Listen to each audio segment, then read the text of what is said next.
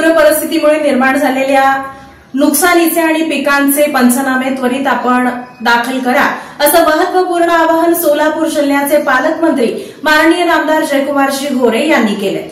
जिल्ह्यात मागील काही दिवसांपासून अतिवृष्टी, सततचा पाऊस तसेच उजनी व वीर धरणाच्या पाणलोट क्षेत्रातील पावसामुळे धरणाच्या पाणी पातळीत सातत्याने वाढ होत होती।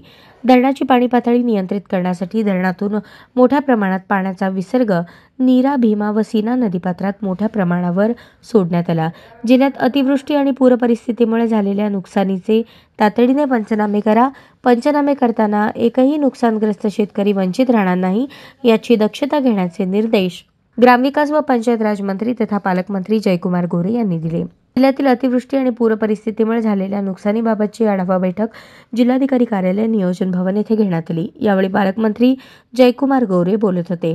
यावेळी आमदार देवेंद्र कोठे, जिल्हाधिकारी कुमार आशीर्वाद, मुख्य कार्यकारी अधिकारी कुलदीप जंगम, महापालिका आयुक्त सचिन ओंबासे, शहर पोलीस आयुक्त एम राजकुमार, पोलीस अधीक्षक अतुल कुलकर्णी, निवासी उपजिल्हाधिकारी अभिजित पाटील, जिल्हा अधीक्षक कृषी अधिकारी शुक्राचार्य भोसले, प्रांताधिकारी सदाशिव पडदुणे, सुमित शिंदे, सचिनी थापे, दिलीप पवार, अभियंता खांडेकर, तहसीलदार, तालुका कृषी अधिकारी यावेळी उपस्थित होते। यावेळी जिल्हाधिकारी कुमार आशीर्वाद यांनी जिल्ह्यात अतिवृष्टी आणि पूरस्थितीमुळे नुकसानीबाबतची तसेच उजनी धरणात येणाऱ्या पावसाच्या पाण्याची आणि विसर्ग होणाऱ्या पाण्याची माहिती दिली।